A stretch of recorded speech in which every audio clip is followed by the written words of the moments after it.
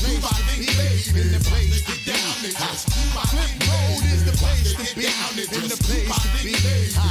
All the people miss me. Let me do my thing. Let me do my thing. Let me do my thing. Baby doll, follow me, baby. Let me do my thing. Check me out now. Open up your door. Let me on in. I just be wondering if I could do my thing, baby. Y'all think fast before I get all in your ass. Then your frame like plexiglass. You motherfuckers be acting like you don't know the half. You and your whole staff make me laugh. Yo, you need to sing my song with your similar features like Olivia do in John. Damn, I make the whole place warm. Then hit you with some shit that make you niggas look deformed. Now, stay tuned to every Busta Rhymes coming soon. I will King Kong on niggas like Gorilla Monsoon. Soon. Whoa, what seems to be the whole analysis? Busta Rhymes just be ripping shit type miraculous. Bang you on your head so hard, shit be forming calluses. Let me get this loot so we can move up in these palaces. Let me get down and just do my thing, baby. Let me do my thing. Let me do my thing. Flip mode is the squad. Let us do our thing. Let us do our thing. Yes, yes, just do my thing, baby. Let me do my thing. Let me do my thing, baby. When I step in the place, you should keep your mouth closed. Take your fat finger out your nose. You should just pay attention and watch how I wild on records. Make you say the Lord is my shepherd. In the process, I do away with all nonsense. Hit you with magic like my name was Pocahontas. The dread gon' make you party till you dead.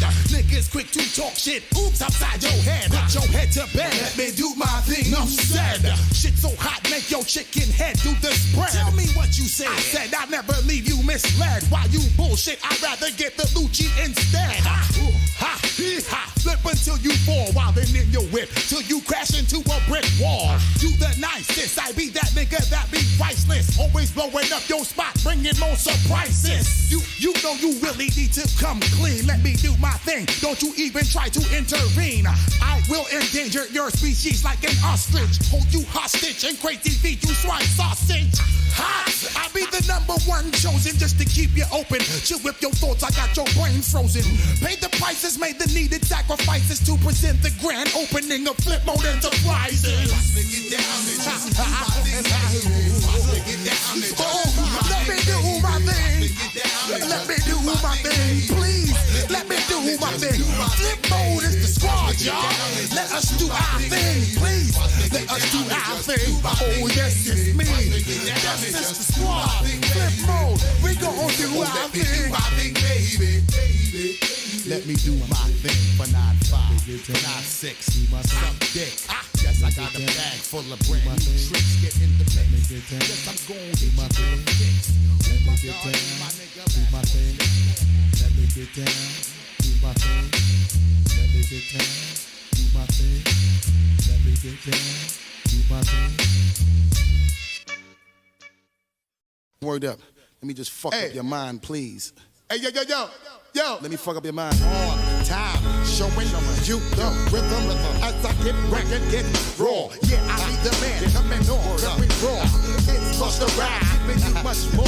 So, yo, one more time I come. Knucklehead flow that make you act real dumb.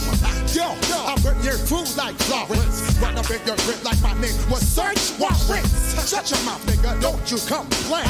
Fix you up, makes you whip cut like Pro-K. Ooh, insane to your brain. Right on your subconscious, I'll leave my shit stain. I'll be the mostest with rhyme over casket. Stepping over shit like I need osmosis. Sick lyrics like multiple sclerosis. Focus while I display flows ferocious. Weak niggas just fall and keep tumbling. Distribute lyrics like I'm hand to hand. Hustling. Hardcore like quick draw, mid-draw. But what you heard, you ain't heard this before. I make sure everything remains raw. I make sure everything. Yeah, Hoghead, we're going to talk a little bit about Millis's video. I got a couple of things. So we don't have to watch it, but I don't know. It's the off season. We might watch it, and I can respond to it. Well, I don't want to say too much now. We'll talk about it. Quick and condemn you all with leprosy. Let me me hit you with flows that come various. Send you home and make you lie about your area. Niggas can't see my routine. When I round up, I flip more niggas and get cream. And you know what the Oh yeah. You make sure to hit the thumbs up because YouTube really cares, even if your boy does not. Now, Uncle Lou says he does care. So if you care about what Uncle Lou cares about, then hit the thumbs up.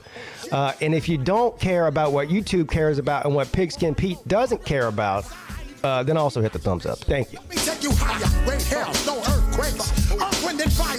Yo, hit the dirt, get on the floor. I'm that outlaw. Nigga living right next door. You should just roll out the red carpet or move it target. I got you open like... This show is way better than The Bachelor, bro. There's only 5 years left. Why niggas is scared to death? You breathe their last breath. The days of my life goes on. Word is on, I make you feel my proton, neutron, and electron. Yo, I be the number one icon. Word to the Holy Quran. I rock on and on and on. Hey, on and on and on. You won't understand when I form Voltron. Everything we make wrong. I make sure everything we make wrong. I make sure everything we make wrong. I make sure everything we make wrong. I make sure everything Day by day. I make sure everything we make wrong. I make sure everything we make wrong. I make sure everything we make wrong. Of course, we do have a lot to talk about tonight, everybody. Of course, we got the slobs to talk about. We'll talk about slobs.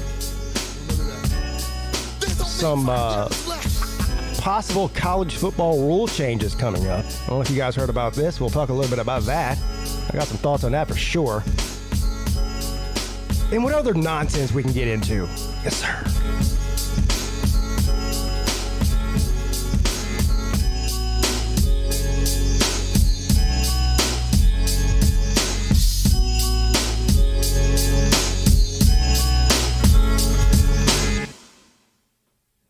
Here we come, yo. Here we go. What's going on Here now? we come, yo. What's Here we going go. on now? Here we come, yo. Here we go. What's going on Here we now? come, yo. All right, I see Millis in the chat, so this is good then. So I can talk directly to Millis. Flip mode. Probably the best Here thing. we go. Neptune. Here we go. Once again. Here we go. Come on, guess who's back in town? Chickens, get on the dance floor and put your shit on down. From miles around, the way we f***ing this up and flip a brand new sound. The most hot shit all around. So hot to make a chick wanna give me a pound. Fall on the ground, come on, roll up a backwood and stay steaming the brown. The way we come in your town, see we control the fort now. Give me your crown. Talk that shit to me, girl. What you say? Strip for me. I got the camcorder, show they make a flick for me. And how I can split for me. See how we making you black and f the party up and keep the DJ bringing it back. I'm saying, all over the track, man.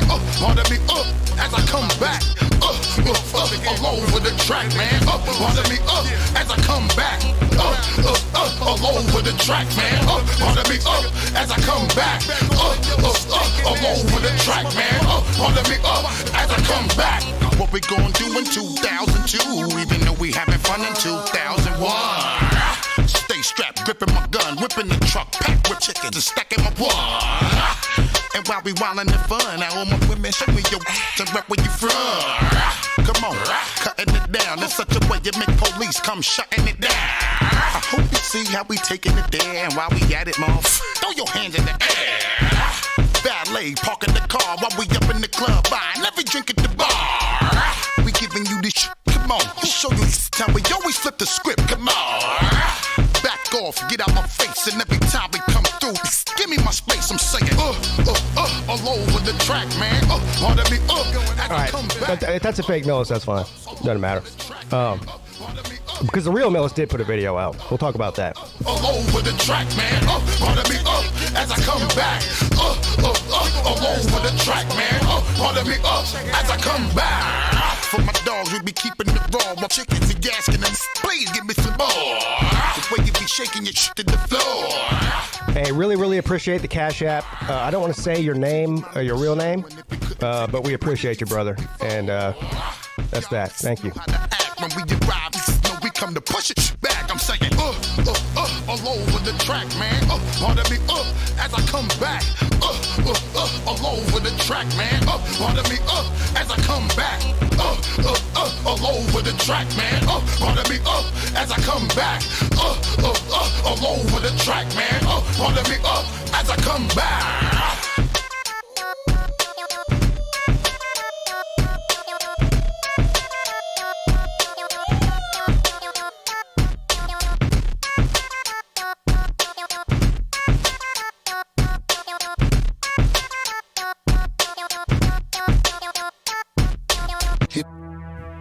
As promised, the first Slob training video of the year, like every year.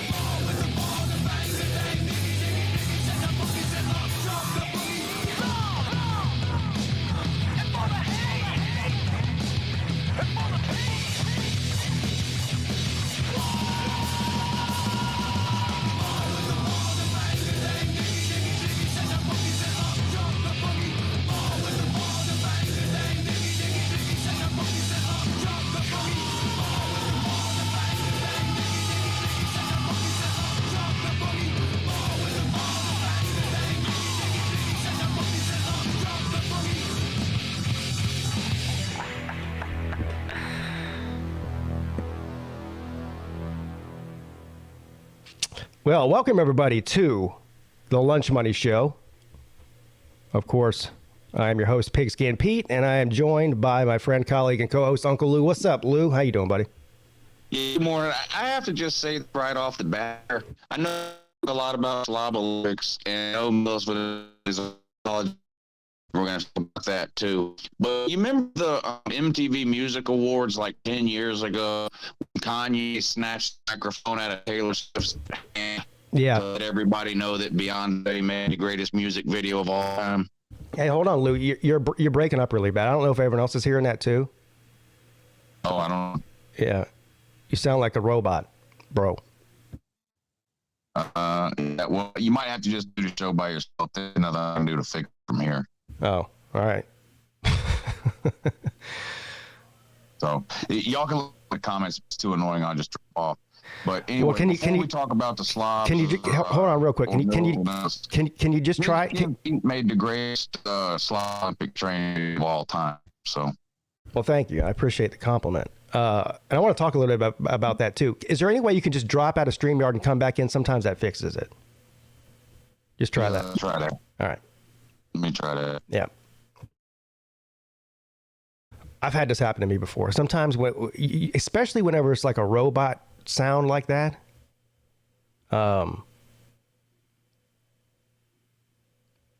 That's usually what fixes it. Yeah, I don't think it's a reception issue or anything like that. We'll see. Anyway, what's up, everybody? How's everybody doing? 12 days until the Slab Olympics. You believe it? Well, in about 15 minutes, it'll only be 11 days. Not 15 minutes. An hour and 45 minutes. Tater math there. All right, let's see if that fixed it. Usually that does fix it. Yeah, good morning. Yeah, so you sound clear as a bell now. Okay, good. Yeah. What I was saying is, I know we're going to talk about the Slab Olympics and Millis Vanellis' apology tour. Looking forward to that. But just like at MTV Awards when Kanye on stage to snatch the mic out of Beyonce's hand, I just have to say, PigskinPeete made the greatest Slab Olympics training video of all time. Thank you. So, well, I'm not going to make one. I don't think anybody should make one. Yeah. Weirdly, I was a little bit disappointed, and it's not because I didn't think the video didn't come out good, because it did, but it wasn't exactly what I had in mind, and I had to sort of like improvise on the fly, and some things happen. You know how shit happens. Now, especially whenever I'm shooting on location, and that entire video was shot with the drone. That nothing was with a stationary camera or a cell phone or anything. Now everything was shot with the drone, and so I didn't really have any control over the filming part of it, other than what I told him to do. And I think he did a pretty good job. But anyway, it ended up coming out all right. It was it was an experience shooting that video out there, because I didn't realize how many people were going to be at the beach. Now, we walked down the beach several hundred yards to sort of get away from the crowd, but there were still people walking by, you know, and wondering what the hell was going on. Let me say something about that too, because it's one thing to run around like that with 40 or 50 other people. That's something different when you're out there doing it by yourself. Like it's a lot more embarrassing to do it by yourself, right? Oh yeah, definitely. Yeah, I don't know if I would have done that. Well, we didn't. Well, one of the things I was worried about was flying the drone, because I don't know. So we did look up on like the rules, because there's like a website where it tells you exactly all the areas where you're not allowed to fly a drone in. So that area wasn't on there, but there is. Excuse me, I had to mute for a second. There is some businesses in that main part, like where we're going to be, that they have a policy out in front of their business. They don't want drones flying. So nobody, and it wasn't really that busy out there anyway, so no one messed with us. But I was a little bit worried about the drone part of it. But other than just a few people that were like walking their dog down the beach and saw me and that get up doing what I was doing and with the drone and everything, nobody messed with us. So it ended up being good. But it was a nice day out there. It was like 75 degrees. There wasn't a cloud in the sky. It was perfect. Now the water was freezing though.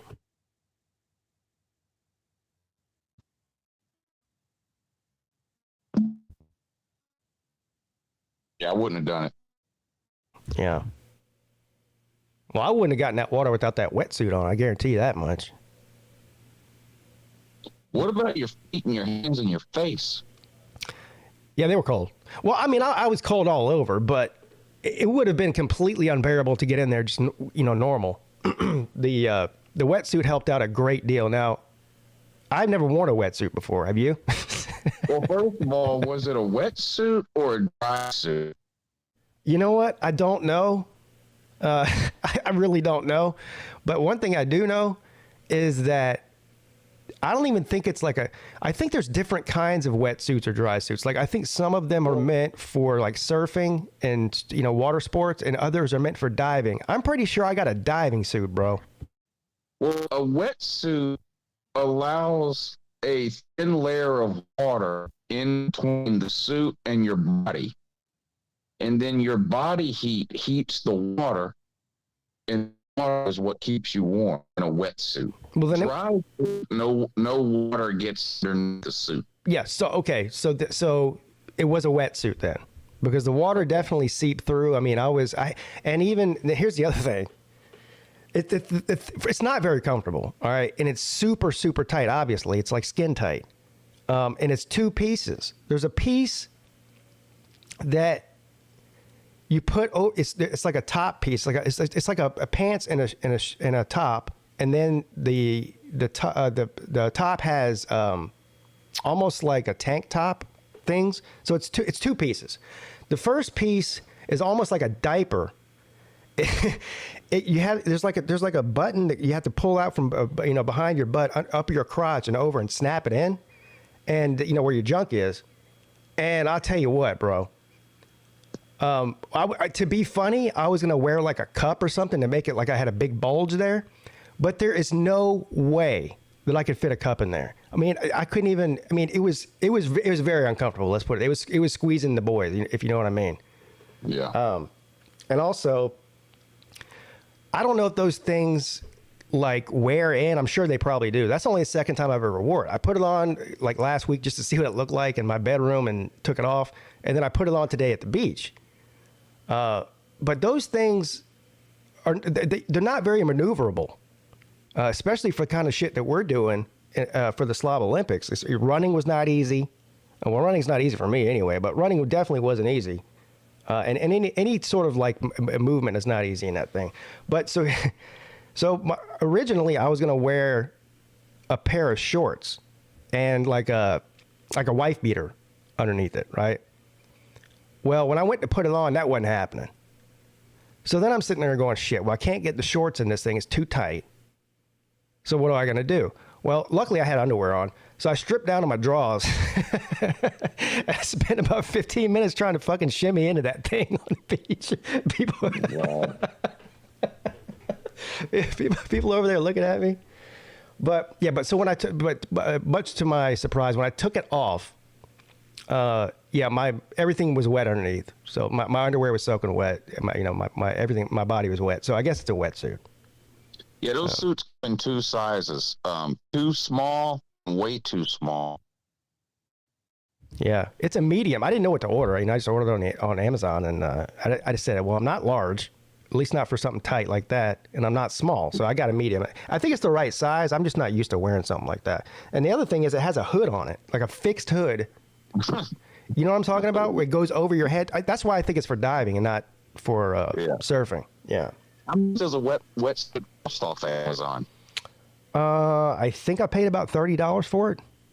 Not bad. I would have thought they were a lot more than that. It was 30 or 35, something like that. I can't even remember. Something like that.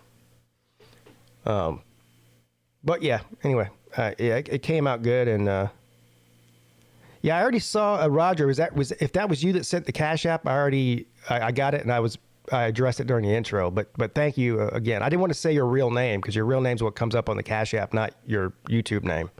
But we appreciate you, buddy. He says, thanks for always providing good content. Well, I appreciate you for watching, and we appreciate you for watching.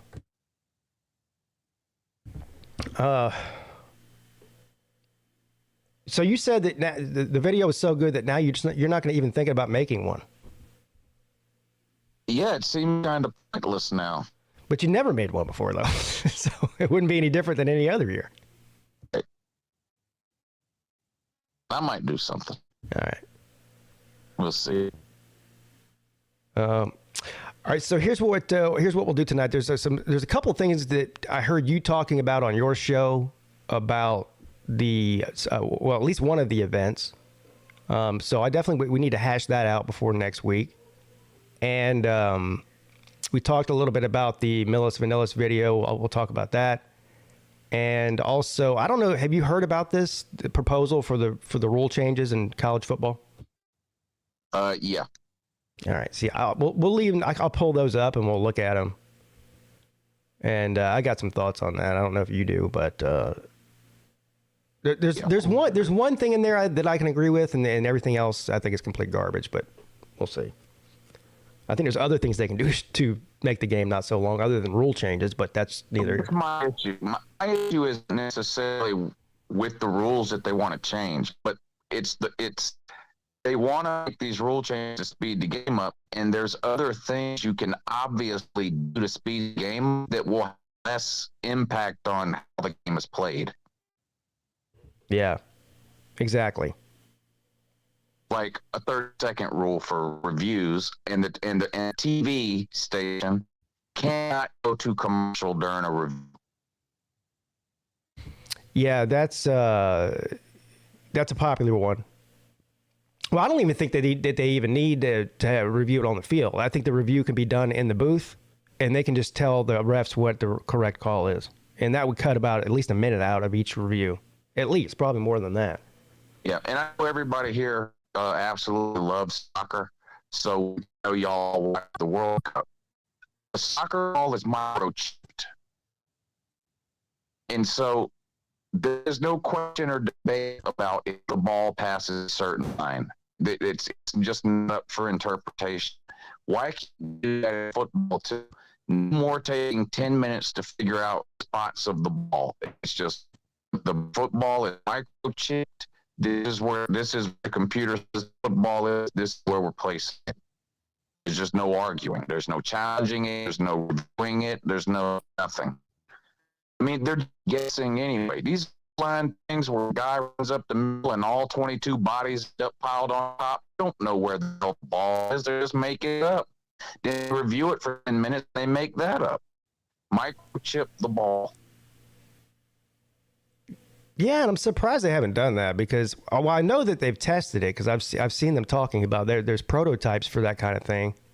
You think that they'd be able? I mean, that's how. There's no debating whether it was a goal or not. They know where the ball went. They know if it crossed the line, and there's no debating offsides in soccer because everything's microchip. And hell, we're all microchip because of George Soros, Bill Gates, and Trump vaccine. So why not microchip football? Yeah, that's the way they're going to have to end up going. I agree with you. I don't know why what's taking them so long. And college football is innovative in a lot of ways. A lot of times college football is the first thing to implement something, and then the NFL copies it, which you usually don't see that. Usually it's the other way around. Usually professional sports start the trend, and then it trickles downwards. But in this case, college football needs to step up and be the first. They need to lead that front with the microchip deal. And that would end a lot of the controversy that people cry about, rigged and fake this and fake that. A lot of those issues would be solved just by doing that. So you're 100% right on that. Yeah, even first down spots. I mean, it just would no longer be up to interpretation or debate. If you don't know what we're talking about, all the rule changes they're thinking about in college football this year are all designed to shorten the game. I'm all shortening the game. All I did was complain last season that I have to miss the beginning every single 3:30 game because noon games are just going into the fourth quarter at 3:30. It's just ridiculous that college football games are taking 4 and 4.5 hours to play. The problem is they're trying to change the way the game is played in order to speed the game up instead of things that are actually slowing the game down, like 5-minute reviews and where do we spot the ball. They want to keep the clock running on incomplete passes, keep the clock running on first down, keep the clock running if you run out of bounds, all except 2 minutes of the second quarter and fourth quarter. And I just don't don't see why we need to do that when there's just obvious other ways to speed up the game that don't affect how the game is played. Yeah. Yeah, and I'll pull him up here in a minute. I do have some bad news for you, Lou. The robot sound's back. Yeah. Yeah, I mean, I just don't know. I try to leave again and come back in. Yeah, try it one more time. If you can. That'd be good. Thank you. I'll start reading the chat while you're doing that, bro. Oh, man. Every time we do the show on my channel, there's some issue. Well, last time it was my issue. I'm just not a stable human being, and I got perturbed. But this time it's not my fault. I promise. Review critic is here. He says, "Hello, Pete. Big Vol Daddy Bay Day, JC, Matt Dummett, Harry Leg, Brad Pitt, Rack Dog, Battle Angels here, Colby, Nate the Great, Esso, Country Tiger. Those rules changes are BS. Refs waste too much time with all the reviews and huddling up to make a call." I agree 100% with you, Country Tiger, on that. No doubt. I think most everybody does. Tiger Cat, John Serrain, college football rules changes going to chip off sometime, and they'll probably give half of it back to the advertisers. Got to earn to pay out that $100 million per team and more, bro. That's a fact. Twisted Rooster is here. What's up, Twisted Rooster? Fence Company Man. This man sounds like he's heavily influenced by Busta Rhymes. Yeah, he was so influenced by Busta Rhymes that it was actually him. Alex Davis is here. Wet Blanket, Traveling Fools, Hoghead. If any of you are going to the Isle of Palms early, you are welcome to go fishing with me on Thursday. Yeah, that sounds like fun. I'll be skydiving. Slightly more dangerous than fishing. But that sounds like a lot of fun. Now here's the only thing, that pier that we're going to be by, I get the one you saw in the video there. That's a private pier, which is stupid. You got to be staying at a certain place. There's a condo place right there called the Sea Cabins. If you're not staying there, you can't go on the pier, which is ridiculous, but it is what it is. So you can't fish off of that pier, but you can fish off of the beach though. Jay Shipes, Fishing Football. Speaking of fishing, Pete Magaha, Golden Blue Kevin, Tiger Paw Craven, Bulldog Brian, Roger Dodger. Bulldog Brian says, "Pete, I know that water was cold AF." The water was probably around 49 or 50 degrees, and anybody who knows, water feels way colder than air. So yes, it felt ice cold. I mean, it's February. B Bean, Neo, James Thompson, Stingray, Zona Man, Jerry Wells,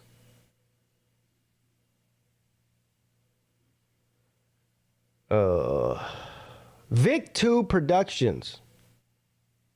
He's saying stop timing Millis out. That's not the real Millis. Somebody already investigated. But the real Millis did put out a video. We'll talk about that in a second. Harold Gray. Thank you, sir. Mr. Duggar Fishing. Mr. Duggar loves everybody, and everybody loves Mr. Duggar. Can't wait to see Mr. Duggar there. Duggar said, "Hey, Lou, Mr. Duggar, I think he said he's bringing a camper, bro." I was like, what? Oh, yeah? Yeah. Now, I don't know. He's probably looked into it. Well, I don't know if he is bringing the camper or not, but he did say that he was most likely going to bring a camper. There is what is it, KOA? I think it's what it is called. KOA, a campground, probably about 10, maybe 15 minutes at the most away from where we're staying. So that would be a good place to stay. It's on the water, too, I think. Yeah. Mr. Duggar with the camper, bro. John Doman. Pete should have fallen down twice to make it more authentic. Well, I hesitate to say this because people point and laugh at me. I did hurt myself today. But oh my God, no, not again. No, you would never guess how I hurt myself. I mean, you'll never guess in a million years, so I'll just go ahead and tell you. Getting that wetsuit off. First of all, there could have been a whole separate video, separate from the Slab Olympics video. Somebody would have just taken out their cell phone and recorded me trying to take that wetsuit off. It took me and the guy that was flying the drone to get it off. And even then, it wasn't easy. And those little buttons I was telling you about, like the diaper part, when they came over my head, they're like really hard, like rough, like hard plastic. And they cut my forehead open. So. You're like those old people that throws their back out taking their socks off. Yeah. And I did actually, well, I didn't fall. During the Frisbee throwing scene, there was that took the longest to do for a lot of reasons. But anyway, catching the Frisbee, a couple of them were overthrown, and I had to dive for them, Lou, and I didn't get them. But yeah, I dove. But I didn't fall. I dove. I was just unsuccessful. It was a terrible idea. But hey, I didn't hurt myself doing that, though. I'm all right. Everything's intact. Oh, Jeremy Garrettson, what's up, buddy? Luke, all right, everybody. If I missed you, it's because the list is really long, and I just I'm tired of reading names. So there you go. I apologize. All right, so let's talk a little bit about. Let's get the Millis thing out of the way. And then we'll talk a little bit about the Slab Olympics and the rules. So you saw the apology video? Yeah, I saw it. All right. Yeah, I saw it 15 minutes before the show tonight. And I thought that I had unsubscribed from Millis. But I did get a notification, so I guess I didn't. Well, I know I deleted his phone number out of my phone. But anyway, to make a long story short, for those of you who don't know what we're talking about, I'll give you just a short backstory. Millis, probably about, when did he start coming around? Around this time last year, maybe a little bit earlier, right? Yeah, a little over a year ago. A little over a year ago, Millis made his presence known on YouTube. He had just started a YouTube channel. He was fans of me, Lou, about college football YouTubers, Law Tide, all them. BBD. Anyway, he makes his presence known and he jumps in head first, which anybody who's been around this community long enough, we welcome anybody in that's willing to do that, what he did. And we all got to know him pretty well and we liked him. And a couple of months after him starting a YouTube channel, he drove to Pigeon Forge for the first annual Slab Olympics, and Millis Vanillis was an absolute hit. Everybody loved Millis. Millis is like the nicest guy in the world. And we became friends with him. A bunch of us did. Hell, Lawtide did a show with him for a while, didn't he? Yeah. Yeah. And just, people don't understand, but a lot of personal relationships go on with individuals. Like, I have a different relationship with certain people than Lou does. Like, everyone has their own personal relationships outside of the group, right? So anyway, when was this that he did? So it was back in the fall. It was back during football season. Yeah. Millis Vanillis disappears. Like, he went from being on YouTube every week doing shows and uploading videos and all, and being on other people's shows to just completely gone, ghosted. So after about a week and a half goes by, I don't even remember exactly how long it was, something like that, a week or a week and a half, nobody had heard from Millis. People started texting him and saying, hey, make sure you're okay. What's going on, buddy? Haven't seen you around. Nothing. Right? I know I texted him. I bet dozens of people texted him. Everyone that had his number probably texted him. Facebook messages, phone calls, yeah, all ignored and unreturned. Yeah. So another, I guess the football season goes by. Towards the end of the football season, Millis Vanillis post a community post. That's what it was, right? A community post on his YouTube page. I think it was a Facebook. I don't know. It was a Facebook post, but I'm not sure. Okay. Whatever. He posted somewhere on social media where he knew people would see it and spread it around. That said, I'm done with YouTube. Don't contact me. If you do try to contact me, I'm just going to block you. Basically, he gave us all the Raj treatment, except he actually meant it. You know what I mean? He gave us you can go fuck yourself. So we said, okay, we heard you loud and clear, buddy. You don't want us to contact you now. I was pissed about it. I'm not going to make any two bones about it. I've already said all my piece on the way I felt about the way he handled that. we were genuinely wondering if the guy was dead. And for him to come out and do that, it really pissed me off. Now, I don't know about you, Lou. I had a feeling today was coming. Eventually, I knew it would. Yeah, I wasn't sure. I wasn't sure because now a lot of people say they're leaving and then they're back a week later. But when it goes on for months, I kind of just, that was it for Millis. Yeah. So anyway, to make a long story short, today he shows up on the morning show. Battle Angel is hosting the morning show on Uncle Lou's second channel, Uncle Lou on LouTube channel. And Millis Vanilla shows up in the comment section and says something to the effect of, hey, I really apologize for what I did to y'all. I hope you can forgive me or something like that. And then tonight he posts a video. I think the best thing to do you mind if I play the video? No, go ahead. All right. Now there is no visual, so I'm not going to put it on the screen. But it's just a black screen anyway. So you'll be able to hear it, everybody. Lou might not be able to on StreamYard. I don't know. Somebody sent me a link to the Uncle Lou morning show, which had Battle Angel hosting. And first of all, I'd like to say how amazing it is. I think it is that Battle Angel and Tiger Cat are back on YouTube together. I think that's wonderful, and I'm glad you guys could get things back together. And it's strange to see Battle Angel hosting the morning show, but it was cool at the same time. And it was awesome to see y'all two, or those two ladies, able to be on air. But I listened to a good part of that show, and a few days ago, and I don't know why it's taking me this long to respond. I've just been thinking about it, off and on over the last few days, and I'm not. Last fall, I got so stressed out over a lot of things, and it got to me physically. I came pretty close to not living through it. Let's just say it that way. And there was a lot of stress on me, just personal inner stress, okay?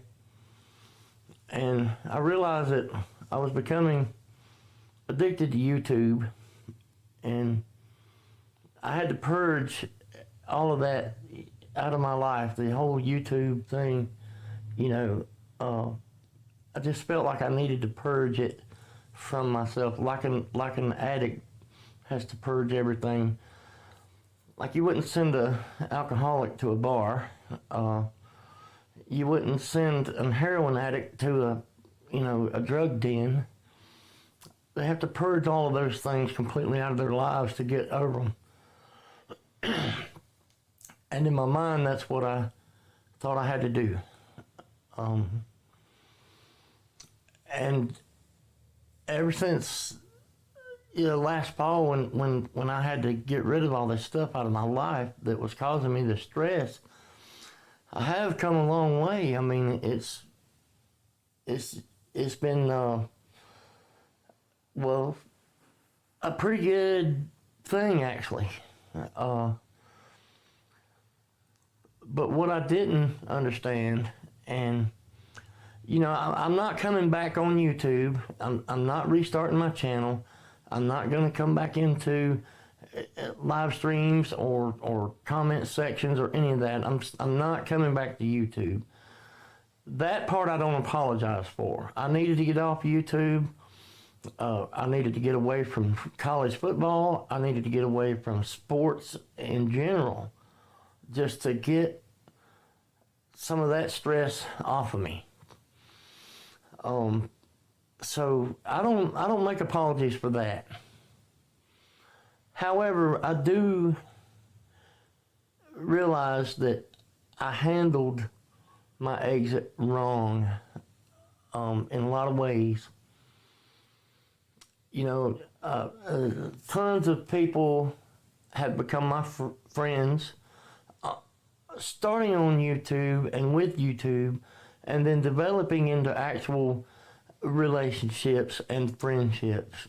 You know, you guys got me through a really bad time in my life and friended me and cared about me. and I reacted before I thought about it. When I shut down my YouTube and I shut everybody out, it was the wrong way to handle things, okay? I was wrong about that. I should have just explained this to everybody instead of feeling like I had to just push everybody away. And I fucked that up. I screwed that up. And for that, I'm sorry. I apologize for that part. I shouldn't have just abruptly, I shouldn't have just pushed everybody away from me so quickly. And I made a mistake. Now, like I said, I'm not coming back on YouTube, and I needed to get away from it all to clear my mind. But I'm sorry. I'm sorry for pissing everybody off or making you guys think that I just hated you for suddenly, and because I don't. Everybody who I've known and met and come to know on YouTube, or through YouTube, I mean, I'm sorry, y'all. It's nothing nobody did or said that made me block everybody or whatever.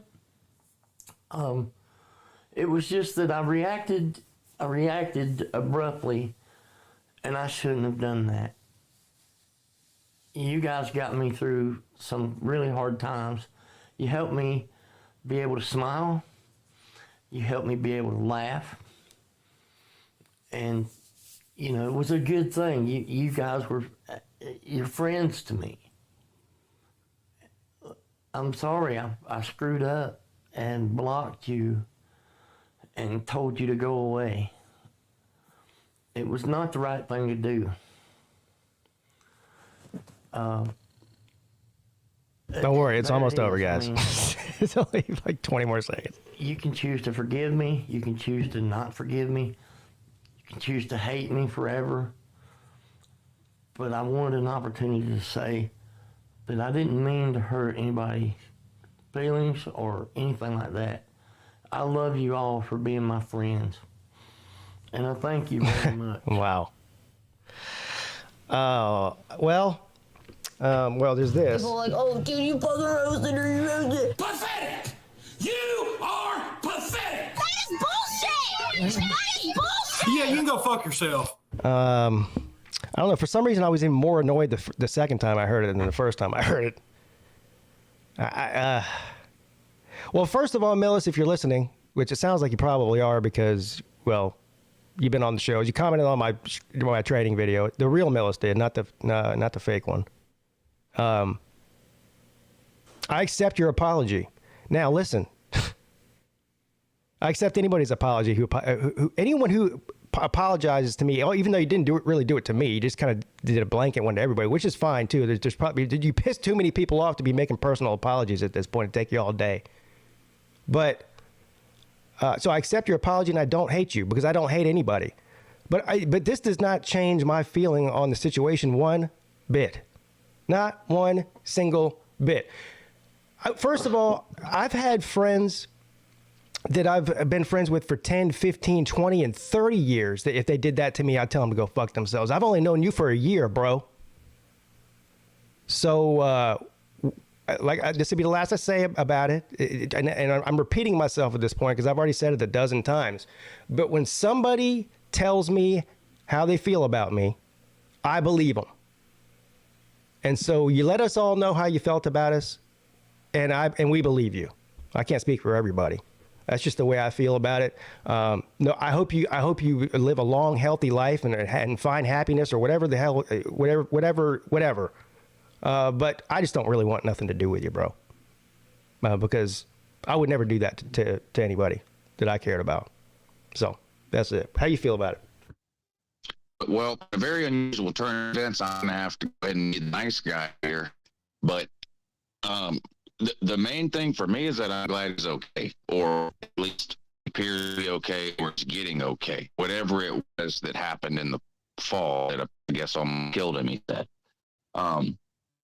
but you know, I don't know why he chose to handle that the way he did. It sounds like he doesn't even know why he did that. But you know,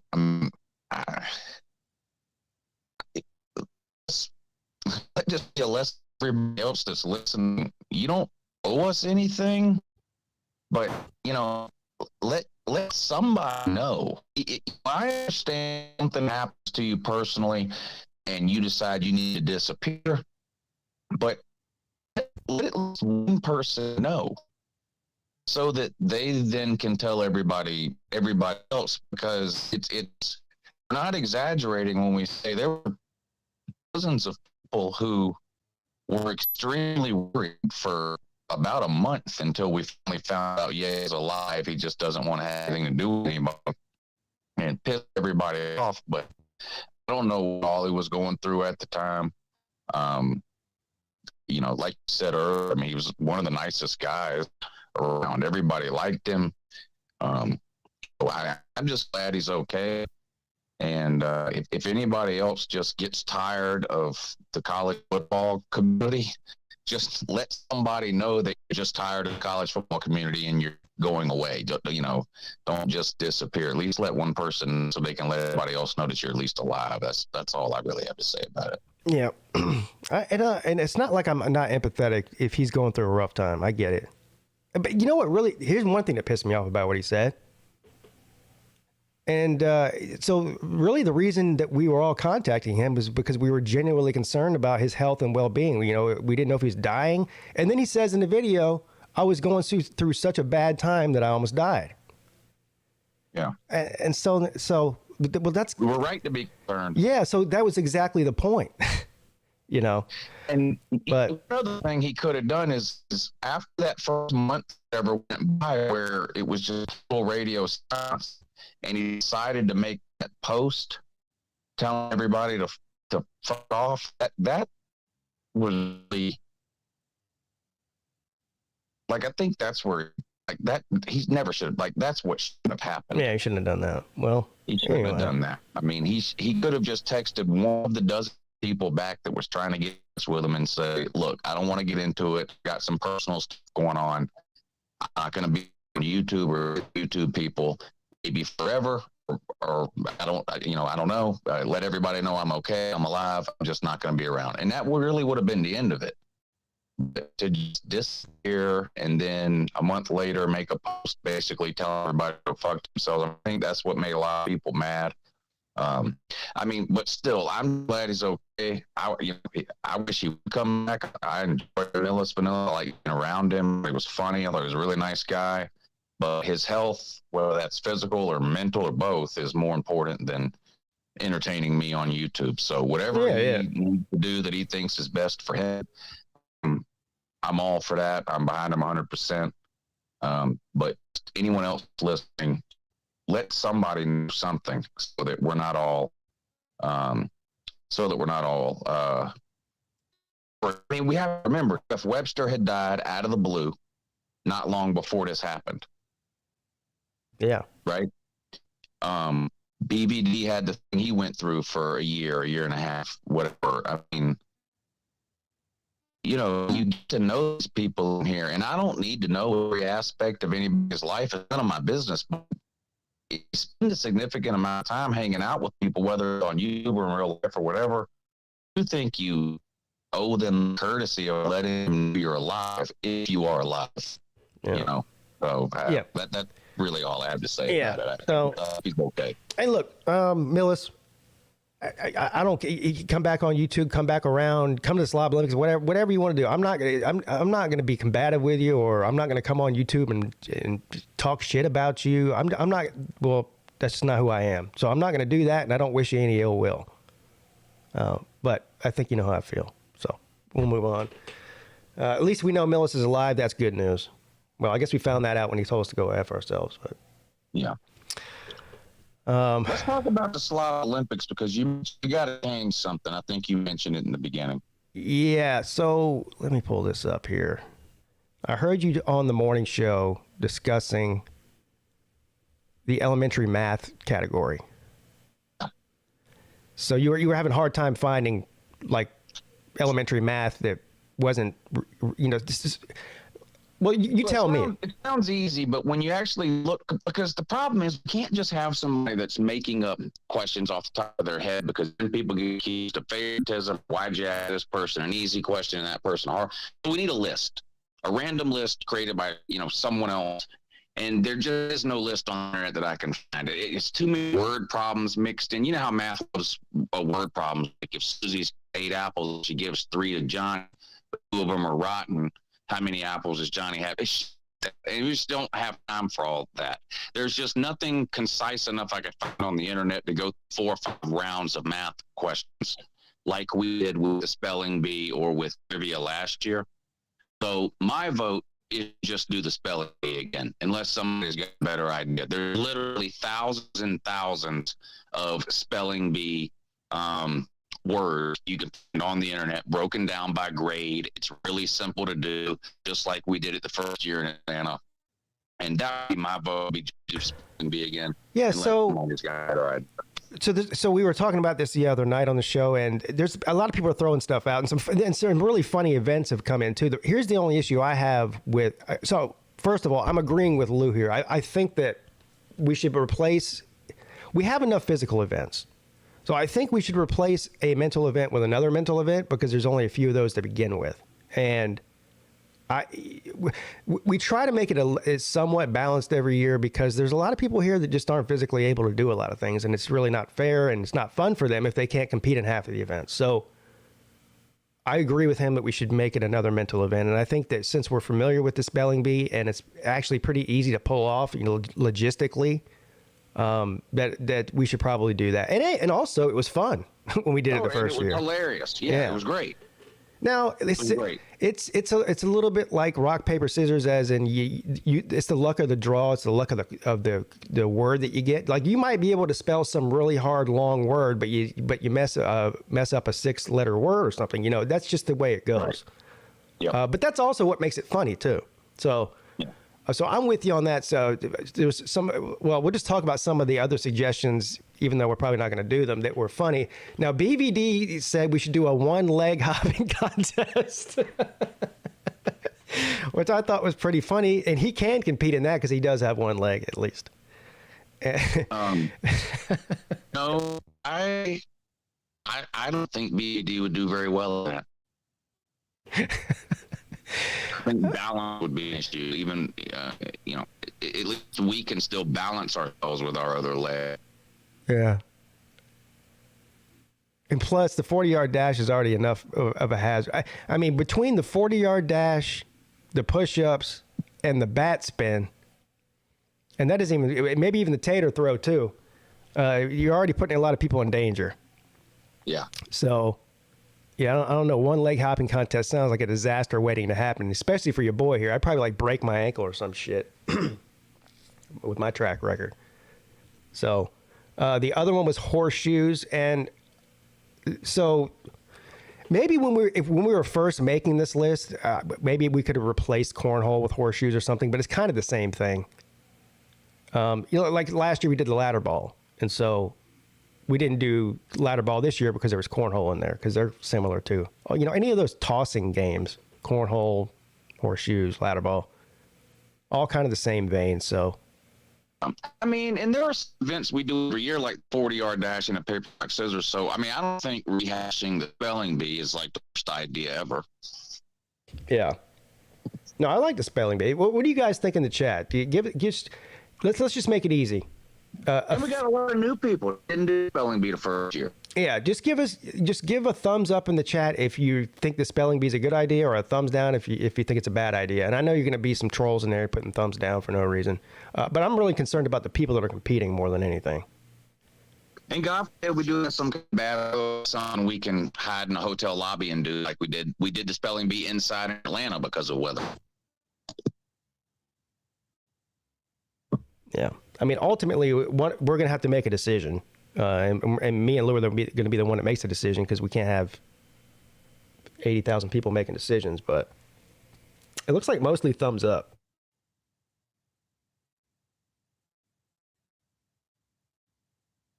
Yeah, so I'm just going to go ahead and change it. I think it's pretty unanimous. I think that's the best thing to do. Yeah, and it's not hard to do. Hey, speaking of the spelling bee, gosh, I really feel bad now. I forget the guy's name. The kid, the guy I said, the kid, and his dad came. What was his name again? Caleb. Yes, thank you. Sorry. Yeah, Caleb was the host of the spelling bee. He was a high school kid or something. His dad came with him, and he did a great job. So we'll have to. Somebody has some big big shoes to fill, rather, in that. Now, I guess Battle Angel will probably be hosting it. She did the "Are You Smarter Than the Fifth Grader?" right? Yeah, she's a great host. Yeah, she did great with that, even though she gave me a terrible question, but that wasn't her fault. I wonder what old Caleb's up to. I don't see him around much. Yeah. Well, you remember a couple of months after the Slab Olympics, his dad had a heart attack. Yeah, that's right. Yeah. And then he started being around less and less. But, he's a kid. He's doing 18-year-old things. He's not around here messing around with us. He loved it. He changed his YouTube name to Caleb the Spelling Bee Man. Yeah, I remember that, yeah. Cooking competition. Now, look, all those things sound great, but, again, logistically, that would take all day. And Hoghead would win anyway, so what are we doing? Appreciate the super chat, Funky Fudge 11, a drawing contest. Now that's not a bad idea because you could do some like elementary type drawing and make it a time. Like you got 60 seconds to draw this, and see who can draw whatever the best. But then you have to have judges, and I do like that idea though. It's not a bad idea for probably not for a beach event because paper and beach doesn't really mix. But for maybe an indoor event one day. That would be a possibility one year. Pictionary.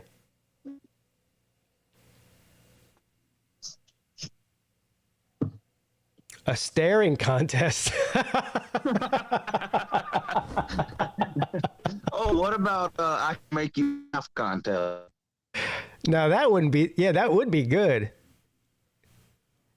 Yeah, that would be good.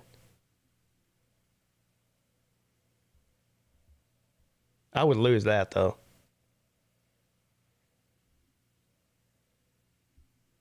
Slap fighting? Yeah, no. I should probably be writing some of this stuff down because every year we're trying to come up with the events and, we start thinking and people come up with good ideas. Write fighting down. That's just a waste of time to even write that down. Which one? Stop fighting. Oh, pencil fight. That's actually a good one. You know how we bring our own, tater? That is a good one. I like that one. Yeah, that's a really good one. You know how we bring our own potatoes and we bring our own shoes to throw? Yeah, bring your own pencil, just like when you were in school. Everyone had their own pencil that they thought was the best one, Well, it had to be like a number 2 pencil. It can't be one of those jumbo deals. Yeah, you can't come out with a metal pencil. Start killing it. Lead cannon. Yeah. Or one of those like super, super thick ones. It's got to be like a standard pencil. But yeah, that's actually a good idea. Those used to, was it like that for you, Lou, back in school, man? There were some serious ass pencil fights that went on. Oh, yeah, big time. Yeah. People be huddled around and shit, screaming like a... Yeah, that's a good one. Colby, thank you for the super... And you know what was weird? It was against the rules. Why? Yeah. Why? No one was look, teachers would love it if the way their kids difference in school today was pencil fight. Yeah. stab each other.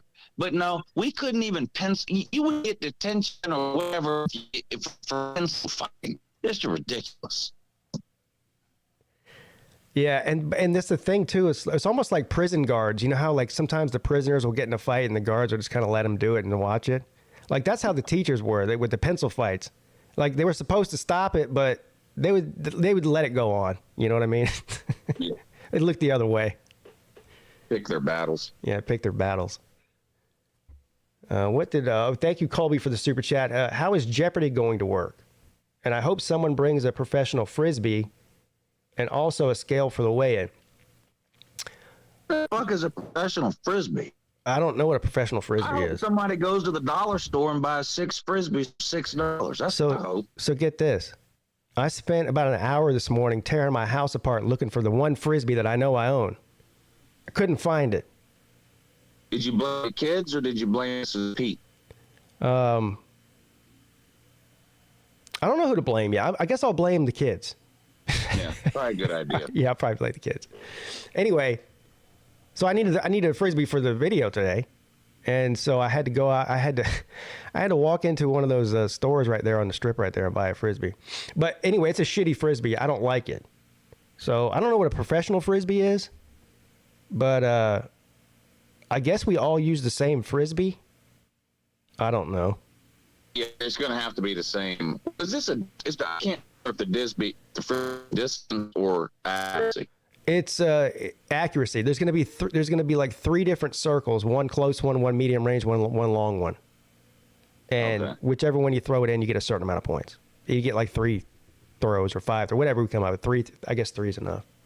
I guess people can use whatever Frisbee they want then if it's an accuracy deal. Yeah, I guess you can bring your own Frisbee as long as it's, well, I guess any Frisbee. Doesn't matter. Professional or otherwise. Yeah, professional or otherwise. So whoever it is that's saying they hope they have a professional Frisbee, better be hoping they go buy one and bring one. Oh, they're talking about disc golf Frisbees. Yeah, if you want to bring your disc golf Frisbee, I mean, it's a Frisbee, isn't it? Yeah, no problem with that. Yeah, go ahead. Bring your little Frisbee bag with different size and weight Frisbees in it. I don't care.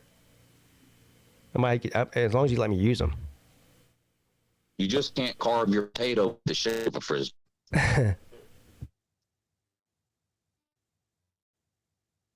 B. Bean says he's never heard of a pencil fight. Sir, what in the hell? Where'd you grow up in? Russia? These kids today, man, I'm telling you. Disc golf would actually be a good event too, but you kind of have to do it at a disc golf course, though. You know. Looks like we got another Cash App, Lou. I don't know who this is from, and again, I don't want to say your real name because this is definitely not a name from the comment section. But we appreciate you.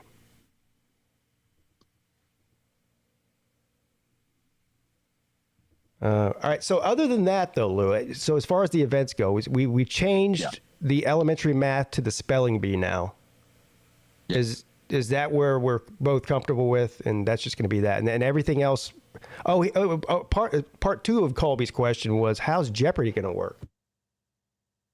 Yeah, no idea. Like Jeopardy. I mean,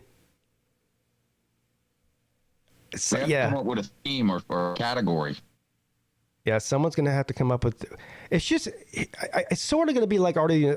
Like, in other words, there's not going to be a board out there, and you're like Alex for 200. So that's just going to be too complicated with 29 people. I've done Jeopardy on the morning show before. There are a ton of sites that have Jeopardy questions. Yeah. So rated by topic. Yeah, so that's fine. So you can use that. It can be a sports one. It can be a pop music one. We just, I think, agree category. Yeah, Jeopardy questions is the key here. It's not going to be Jeopardy. It's going to be Jeopardy questions, and it's going to run sort of like Are You Smarter Than a Fifth Grader? That's the only way logistically. Yeah, that's it. We're not. Yeah, it's not. Yeah, you don't 200 points for this answer, and let me get 800 question. No, you just get asked a Jeopardy question. If you get it right, you move on. If you get it wrong, you're out. Oh, I take back whoever sent that Cash App. It wasn't a Cash App, Lou. They sent a request for me to send them money. So no, sorry. Oh yeah, I get those all the time. Yeah. So I guess I rescind my thank you, but you're welcome. What were we talking about again? Jeopardy. Oh yeah, Jeopardy. So we'll just do it. Just a bunch of different categories, a bunch of different Jeopardy questions. Go down the line, ask the people. You lose. It's a single elimination. If you get it wrong, you're out. Just like we did with Are You Smarter Than a Fifth Grader? And We're doing different categories. Well, I guess. So, like, you might get an astrophysics question, and I might get a college football question. Well, no. Well, if so, there's 29 people. Is there 29 or 29 different questions in one category? That's the question. You can find thousands of sport questions. That's what we should do is sports. Be all sports. Maybe you get lucky, get a college football question. Maybe you get and get a soccer question. Well, we could do that. Or we could do it. We could do like all one category until it whittles down to 10 people, and then change it into another category to finish out or something. Yeah, whatever. Yeah, and the key is, like, let's say the question is, this college football team won the national title in 2022, and you scream out Georgia Bulldogs. You're wrong. That's the wrong answer because you didn't phrase it in the form of a question. Oh. You have to phrase the answer in the form of a question. So the answer would be, who are the Georgia Bulldogs? Or what is the Georgia Bulldogs? You have to phrase it in the form of, that's what made it Jeopardy and not trivia. All right. So I think we're on the same page here. Plus, it would be funny to see people get eliminated at simple questions because they forget to phrase it in the form of a question. Yeah, that is funny.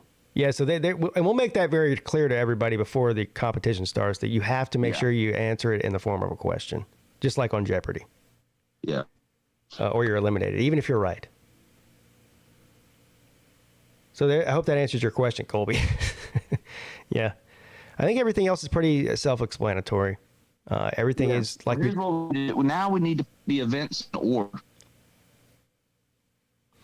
The order of the events, you said? Yeah, because we got to do the 40 last because it's the injury event. Okay. Well, let's go ahead and do that then. Well, I think, again, everyone might have their own opinions on this, but we're just going to, me and Lou have to make the decisions here, so that it is what it is. I think we should... You pick an event. Okay. First. I'll pick an event for second. You pick an event for third.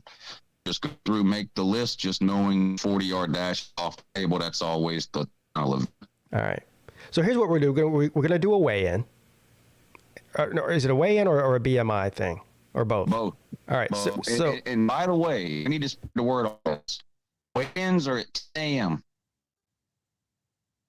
You hear that, everybody? Weigh-ins at 10 a.m. Not 10:15. Yeah, so not 10:15. if you miss the weigh-in and the BMI, because you're going to get a point for every percentage fat you are. So if you miss that or opt not to do it out of humiliation reasons, then you don't get those points. But we're starting all that at 10 a.m. Yeah. So especially if you're fat, you should probably make sure you're there for that because you're going to get more points. Now, the weight, there's no points for weight. That's just funny to do. Yeah, the weight is, So- yeah. Yeah, and have an industrial scale. Don't worry about that. So we'll do weigh in just like we did last year. Takes about minutes. Then we're gonna do the BMI measurement. We'll take probably a little long, maybe 15 minutes. And you're gonna get a point for every. So the BMI measure is gonna tell you what percentage body fat you are. If you're 8%, 12%, 20%, whatever, and whatever percentage points fat you are, you get 1 point for that. So that's It's going to be rounding up and down on 0.5 because the meter has like 8.1, 8.2, all the way up to 8.9. So if you're an 8.5, that's 9 points. You know how the Super Bowl has prop bets and shit, and we talk about the odds on here. Yeah. So who is the person that you think? This is a great mental exercise here.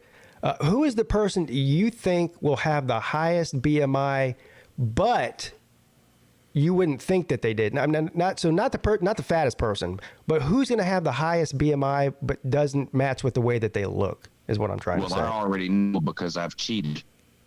Oh. So you think it's going to be you? No. No. It's either gonna be Battle Angel, Mrs. Peete, or Tiger Cat.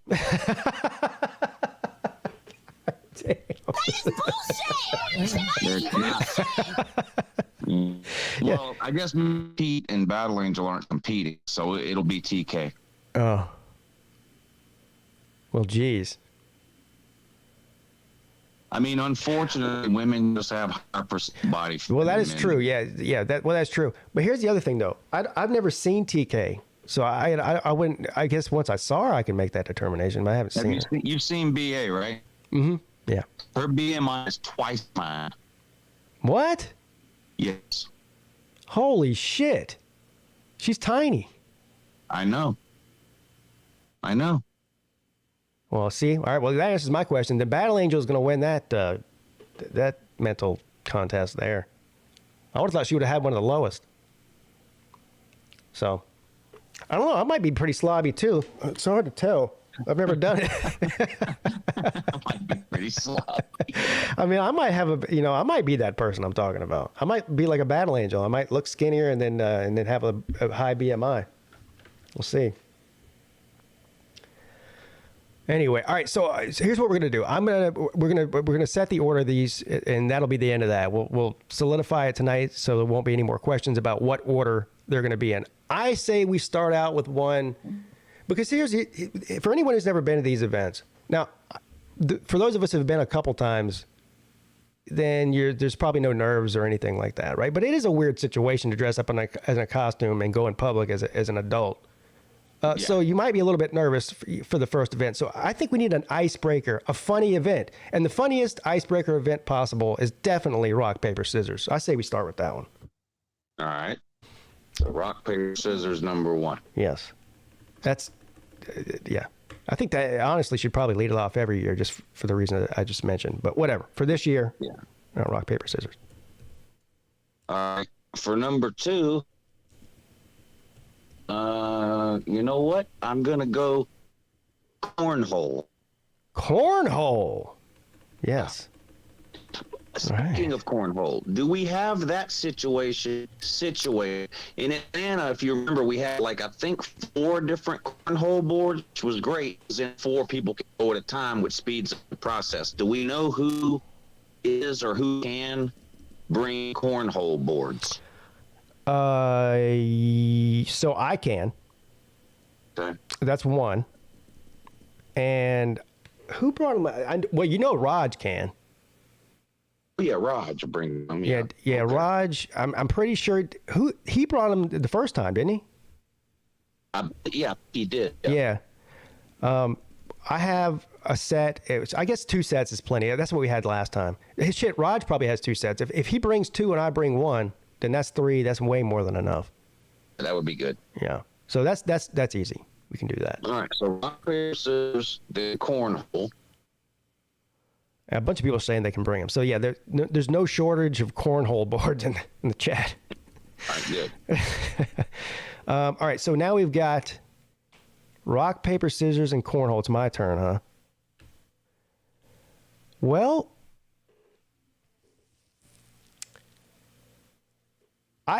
everyone's least favorite event, I feel like, is the push-up event. Except now, how good of that next to get it over with? Yeah. I think let's just keep it. So push-ups was already 3 on the thing, and now I don't have to change it, which is even better.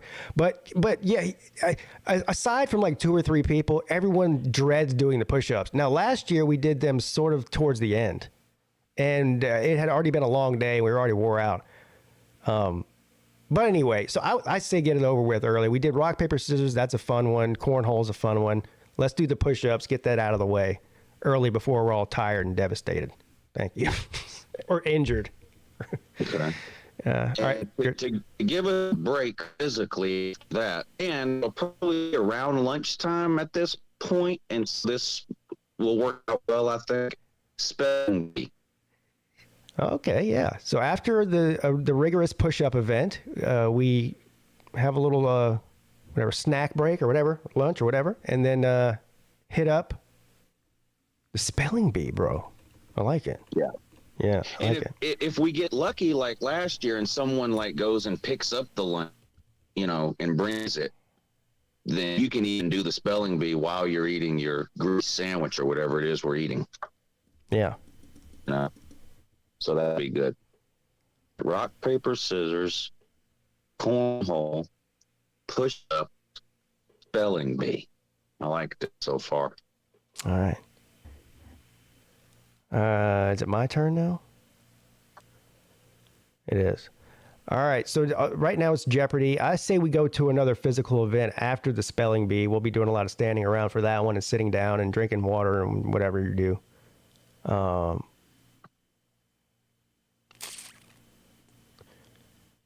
I'm going to go ahead and say we do the Frisbee throw there. No. The tater throw. Yeah, we'll put tater throw right in the middle at number 5. How's that sound? That sounds good. Yeah, tater throw. All right, so on to number 6. While our arms are loosened up, we'll go ahead and do the Frisbee. Oh, so we're going to throw 2 in a row, bro. Yeah. Oh, yeah.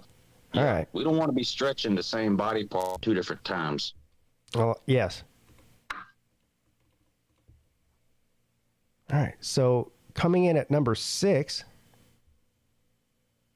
the Frisbee throw. All right, number 7. We still have the ones that I took off of there. Which ones did I take off there? Shit, now I forget. Was it Jeopardy? We still got volleyball, Jeopardy, bat spin. Oh, shit, bat spin.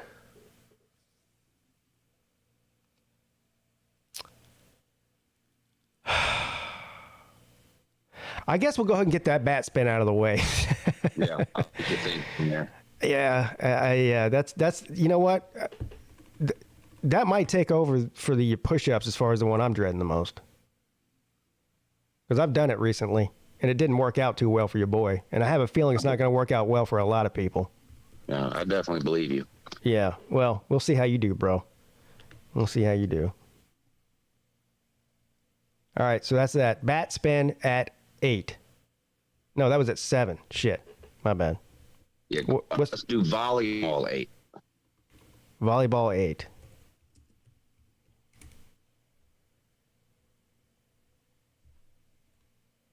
Now, for those of you who are wondering what volleyball is exactly, depending on where we actually are able to do the events, it's still up in the air at this point. The volleyball nets are right behind the hotel we're staying in. So that would be ideal if we could do the events right outside of the back of the hotel that we're staying in. That'd be ideal. But there is another event going on there that day called the Front Beach Extravaganza. I don't know what the hell it's called, but apparently it's very popular, and they do it the first week of March every year. It just happens to be the same weekend. We're going to be there. And so I don't know what the situation is going to be like with the volleyball nets. I don't even know who the volleyball nets belong to, honestly. I don't know if they belong to the Windjam or the bar or restaurant right there, or if they belong to the Isle of Palms themselves, or if they belong to the hotel that we're staying in. I really don't know, but anybody uses them because they're on the beach. I just don't know who owns them and who has the rights to them. So to make a long story short, if for some reason we're not doing it right there and we have to go down the beach a couple hundred yards, and we can't use the volleyball nets, we'll figure it out. We'll just, make a line in the sand and pretend there's a net there, okay? And then you have to serve the ball into different areas for different points. Very simple. All right. And I guess we get whatever, 3 serves, 5 serves, whatever we decide, probably 3. So volleyball. That just leaves Jeopardy. That just leaves. Oh, yeah, and then the 40-yard dash last. Mm-hmm. Yeah, okay, that's right. You said that. That's an amazing line event, by the way. It is. I love it. I forget. I don't remember who do we give credit for coming up with a tater throw. That's just perfect. Yeah, I forget who said that. That's a good point. 'Cause I really wanted to find something in line with the shoe throw and then the mustard bottle throw from the first 2 years, and I felt like we were going to strike out on that, but the tater throw just fits in perfect with what we're doing with it. in your hometown. Yeah. It was a great idea because we were struggling, like you said, to come up with one to replace the shoe throw and the mustard bottle throw, and that was perfect. That's nothing to perturb me today. I had a whole bag of potatoes on the counter before I walked out to go to the beach this morning to go shoot that video, and I forgot them. I was gonna throw a whole bag of potatoes out there, Lou. Dang. And I forgot them. I was so mad when I got there and realized I forgot to put them in my bag. Anyway, so here's the final lineup. We have it here. Official. Take a screenshot of this so that you don't ask me 18,000 times between now and when the Slab Olympics is, when we're doing the push-ups and when we're doing the frisbee throw and when we're doing this and that. Number one, we're going to lead off with rock, paper, scissors, everyone's favorite event, I think. Then we're going to back that up with cornhole, everyone's favorite beach game. 3 push-ups, get that out of the way. 4 spelling bee, which we changed from elementary math to spelling bee, so that's a new event, but not new to the Slab Olympics, just new to this list here. 5, the tater throw, that's self-explanatory. Throw your own potato, as long as it's a whole potato, and it hasn't been doctored in any way. You can't clip wings to your potato and throw it, okay? This is not science class. We're literally throwing a potato. 6, the frisbee throw. That's an accuracy event. 7, the bat spin. Everyone's familiar with the bat spin. If you've ever been to elementary school field day before, you've done it. 8, volleyball. That's also for serving accuracy. 9, Jeopardy, where we answer Jeopardy questions. And you better, that's right, you better answer in the form of a question or your answer will be wrong and you will be eliminated. Single elimination. We don't F around here. All right, no second chances. And last but not least, my least favorite event, the 40-yard dash. Everyone else's favorite event, but mine. It's official.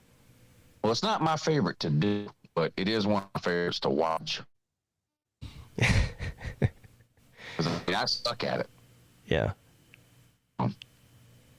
And I think everybody knows this, but the scoring, and this isn't up for debate. This is the 3rd year doing it. We've made enough mistakes with scoring to know what we're doing by now. If there's 25 Slob Olympians, first place is worth 25 points in every event. No more, no less. You win an event and there's 25 participants, you get 25 points.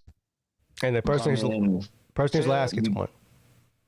Right. Last place gets 1. And if there's a tie, we score that accordingly. So if 2 people tie for first, they both get 25.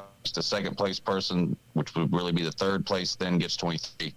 So forth and so on. It's very, yeah, and that's how we did it last year too. I know there was some controversy about the scoring, but the scoring wasn't the issue. I'm not going to even go down the road again, but everyone knows what happened. It's a very simple formula, like you said. That's the easiest, most fair way to do it because one event should not be worth more than another event. Like where we screwed up the first year is we gave 1 point for every push-up, and so one person got 60 points. Right. And that's just ridiculous. Yeah. You can't catch up to that because no other event you could score anywhere close to 60. So anyway, we learned from our mistake. We fixed it last year, and it's a very simple formula, and that's what we'll use this year. Now, there's some events where a lot of people will have the same score, like a spelling bee, for example. If you get knocked out on the first round, everybody that gets knocked out in the first round will end up with the same score. Whatever it happens to be, maybe 5 point, maybe 6 point, whatever it is. It just depends. Once the thing is, the winner's going to get 30. If there's 2 second place people and they both 28 or 29, whatever it is, and you just go down from there. But it's self-explanatory. Yeah, it's pretty easy. The other thing is we will be awarding extra points for just wearing a costume or a uniform, whatever you prefer to call it. We'll call them costumes for this bit here, but what is it? We decided 10 points just for wearing one. Right? That's right. 10 points, and then is it 15 or 20, whoever gets voted the winner? Oh, that many. I think last year we did like 10, 5, and 3, first, second, and third place. But whatever. Well, everybody gets 10 this year for wearing a costume. Yeah, 10 for that. But then as far as the costume contest, you get more if you win the costume contest. Like you just said, I think last year we did a first, second, and third place got extra points, and so we're not doing that this year. Is that what you're saying? Just the winner gets extra points. The winner, yeah, just the winner, not the top three. Yeah, the winner gets an extra 5 or 10, whatever you want. All right, yeah, I think 5 more is good enough. All right, so the winner gets 15. Everybody else that wears 10. A costume gets 10, and it's as far as whether it's a costume or not, it's the pornography test. We know a costume when we see it. You can't wear a bag and tell people you're dressed up like a high school kid. Yeah. It's got to be if I have to look at you and wonder you're wearing a costume, you're not wearing a costume. It'll be obvious, trust me. You saw Pete's video. That's an obvious costume. Now, I really feel like I don't want to say this, but I feel like I kind of have to say it, though. When it comes to the costumes, the funnier, the better, the crazier, the better. Everyone's here to laugh at your costume and have a good time. Yeah. But this is still a family event, though. So, and it's in a public area where there's going to be other people that are watching us and children. Everybody, I think I need to keep that in mind, too. Are you saying Nate has to get a different costume? His, I think, is okay because it's just his is fine. I'm talking about more offensive things than that. Okay. Everyone just be mindful. All right, we're all adults here. Make it in somewhat good taste. Yeah, somewhat good taste. All right, go ahead. Yeah, and the other extra point is BMI, and everybody will get points on that because trust me, everybody's going to be at least 6 or 7 or 8. Even gold and blue will be 5 or 6% body fat. So everybody will get some points based on their body fat. Yeah. Well, I have a special ability because of the way my metabolism's all messed up. I can gain 15 to 20 pounds in a week, and I can lose 15 to 20 pounds in a week, just based on what I eat, without even working out. So do you do that multiple weeks in a row? No. Okay. Gotcha. No. It's just that whatever that first 10 days, I can rapidly change my weight in 10 days, and after that, it sort of plateaus out. Yeah. All right. Yeah. But my point is, if I really wanted to train for the slobs without running on the beach like I did today, I could just take my ass to the kitchen. I'll be another at least 3% body fat by then. I might not be able to get into that wetsuit if I do that, though. Oh, yeah. Then you'd lose out your costume points just to gain a couple of fat points. Although the costume would be funny with a big belly on it, though. Yeah. A lot of strategy involved in your eating habits over the next 2 weeks. Yeah. Yeah, I don't know what I'll do. I'll figure it out. So we got about 30 minutes. Well, we might end the show about 10 or 15 minutes early. But before we get off here, I do want to talk. We touched on it at the beginning of the show, is the proposed rule changes that may or may not happen in college football. Now, I feel like this isn't the first time we've heard this. This has been a discussion before, hasn't it? Yeah. And for some reason, it's never come to fruition. But the whole point of these rule changes is to make the game faster, not last 4 hours. That's what we're going around. The average is pretty close to 4 hours now, and it's ridiculous. It's longer than NFL games. And so I'll pull them up here. What exactly were some of the ones that they named? There was like 2 or 3 of them. Well, okay, right now in college football, the clock stops on a first down until you snap the ball on the next first down play. They want to change that to where clock will stop on a first down only until the ball is placed. Then the clock will start. Whereas now the clock doesn't start until the ball is snapped. So that's one of them. The other one is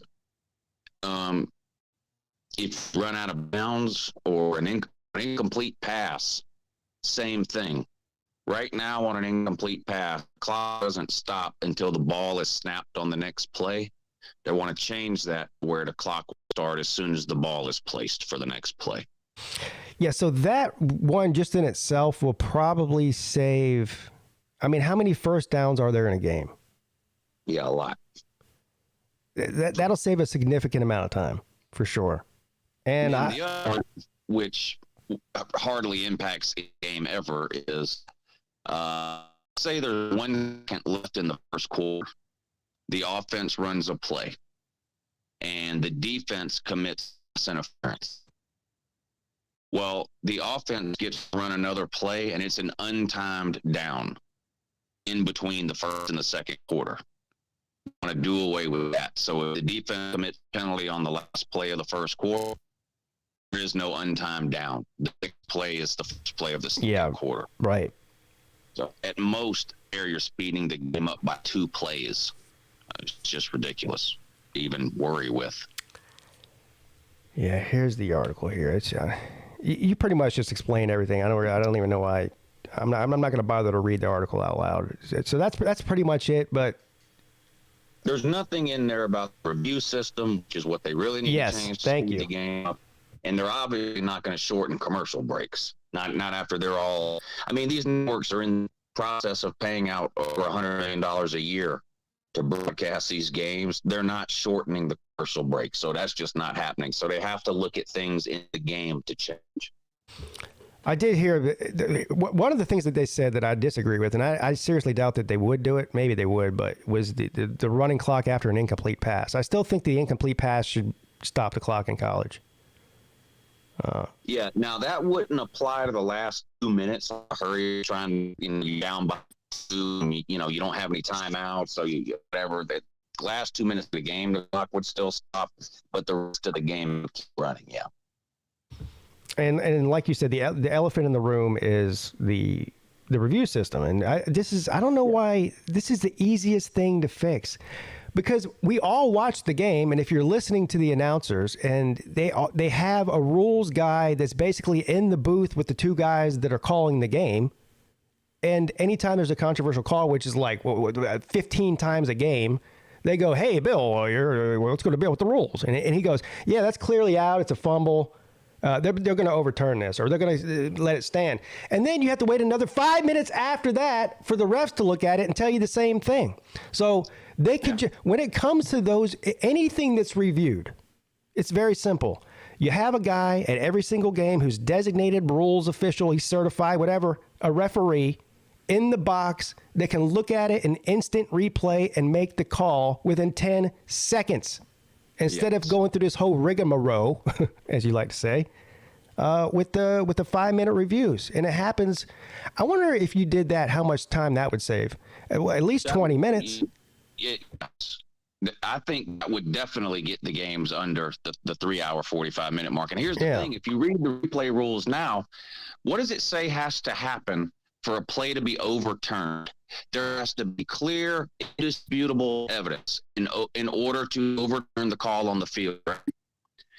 That's why you hear the referee, he'll come out and he'll either say the play has been reversed, or play stands as called, or the ruling on the field has been confirmed. Those are 3 different things. If it's confirmed, that means the play guy agrees with what the referee said.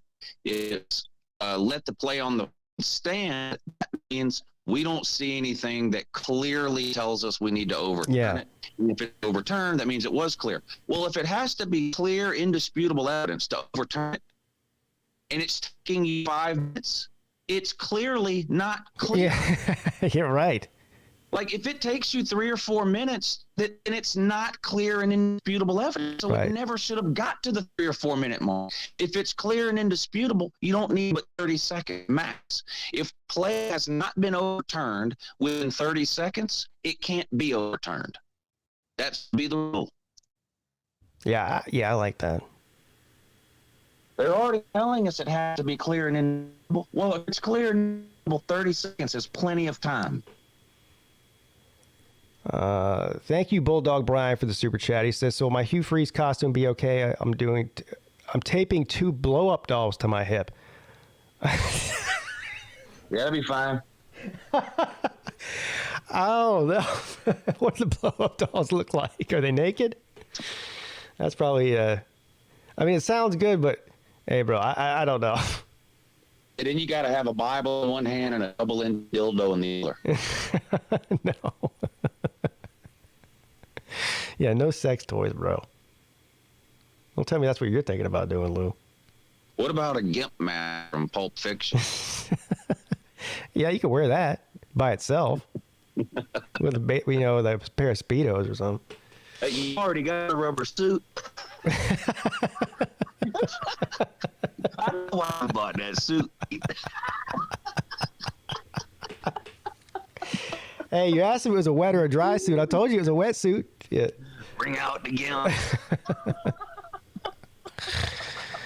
Pete comes stumbling out in a wetsuit, a zippered mask. Yeah, no. What I'm wearing is embarrassing enough.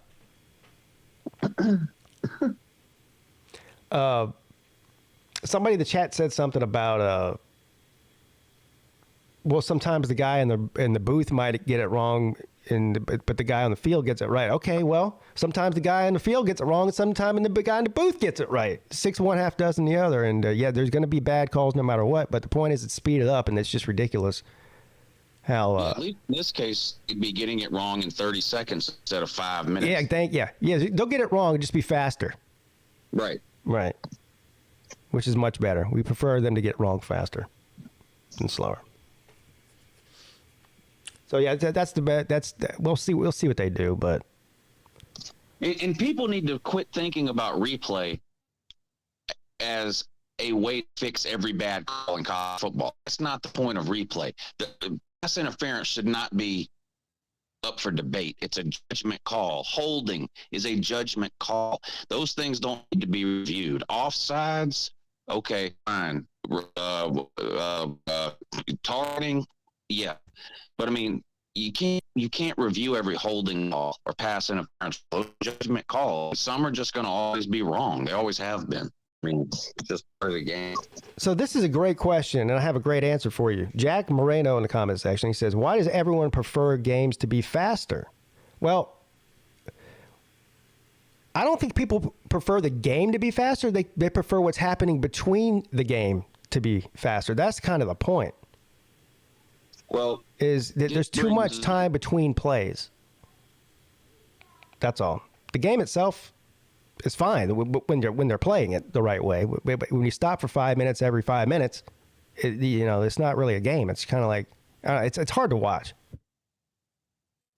Piggybacks into another thing that pisses me off about college football. I've said this before. I like college football way more than the NFL, but there are a few things that the NFL just gets obviously right that college football should steal. One of them is when games are played. There doesn't need to be games coming on at noon, 30, 1, 1:30, 2, 3, 3:30, 4:30, like every hour of the day. This is the problem with games lasting too long. You got the noon game that come on. They used to be over at 3:15. And guess when? And then you watch the 3:30 games. Now the noon games aren't over till 4:15, and you have to decide at 3:30 to skip the end of the game you're watching or the beginning of the game that comes on at 3:30. They don't have to shorten up games. It would be fine with me if they spread out the television windows. Play games at noon, 4, and 8. But they don't do that. It's noon, then 12:30, then 1:30, then 3:30, then 4, 4:30, and yeah, 5, they all overlap with each other. 6:30 and 7:30. Yeah, it's a big cluster F. You're Yeah, already missing half the games because they start at noon and 1 and 1:30. Now you're missing the beginning of the 3:30 games because the noon game lasting till 4. That's why I want games shortened, so that I can watch the beginning of 3:30 games instead of the ending of every noon game that's lasting until 15. Yeah. Yeah, and you're more likely to get all the other rule changes that everybody wants than you will to get that, because that's just the way it's been, and that's the way that the TV schedules work. Even though they could change them, they're not going to. Well, at least the networks aren't going to change them.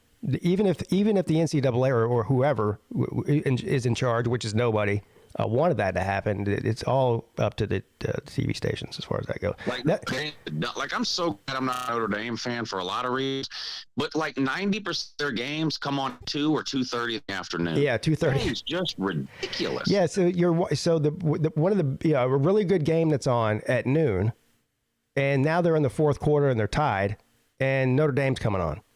Well, it's like the only people watching that at that point are Notre Dame fans. That's it. Or whoever they're playing against, too, but that's about it.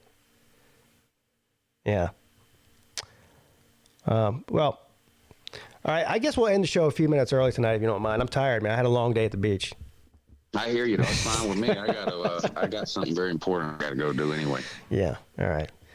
Well, I don't know if I need to plug your channel. Everyone knows who Uncle Lou is. If you're here watching the Lunch Money Show, most likely you do know who he is. Go check him out if you don't. He's got 2 channels. He's got Uncle Lou and Uncle Lou on Lou 2, where he does the morning show. And he's got a new co-host that's helping him out 1 or 2 days a week. Hey, that's been going good. What do you think about that? Yeah, I was getting burned out on the morning show. I mean, I love that morning show. It gives me a chance to talk about things that aren't football related, and I absolutely love the morning show. But it got to the point where almost every morning show I was doing was just me reading the comments for an hour, because I stopped coming up with ideas and things to do on the show where I really just need a break from it.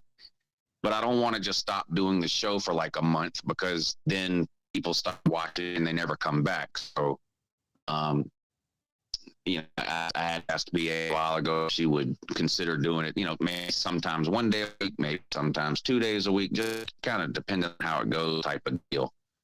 And so, yeah, I'm lucky that she's agreed to do that. And I think that people will enjoy hearing from somebody that's on the morning show every once in a while instead of just every day. Yeah. Well, I can tell you what, I know what it takes to run a show. People can say what they want to about whatever shows I do. You may like them, you may not like it, you may like some better than others, whatever. But I know what it takes to run one. And for somebody who has as little experience as she does, and I know that she's done shows before, I'm not saying that, but I think she's doing a really good job doing it. So. Oh, yeah, me too. And you're right. It's nice to hear somebody. No offense, Lou. It's nice to hear somebody different every once in a while. I agree. Yeah, I agree. Yeah. So I mean, hell, it's not like I'm giving up the morning show so I can sleep in till noon. I mean, every day she's done the morning show, I've either been on there with her or listening in the comments section. It is nice to get up in the mornings and just lay on the couch and watch the morning show on my phone instead of having to do it. Yeah. It's just, and I needed a break. The show was just getting tired. It needed something new. Yeah, I hear you, man. Well, I like it. So we'll see how it goes. Good luck to her and everything else. All right. So I'll go ahead and let you go, Lou, and then I'll say my goodbyes. I know you got something important to do. Appreciate y'all hanging out tonight here on Pete's channel. Pete, thanks for doing the show on your channel tonight. And I can't wait to see everybody at the Slab Olympics. Y'all take it easy. All right, see you later, Lou. We got a lot accomplished tonight, everybody. We got all the details that everyone was wondering about ironed out. I'm not going to go over them again because we did it ad nauseum on this show, but rewind it if you want to watch that. The order of the events, the rules of the events, how many points people are getting, all that fun stuff is in there. Anyway, great show, everybody. Sorry, Lou had like a bad phone connection for the most of the show, but I instead of just kicking him off, I could hear most of what he was saying.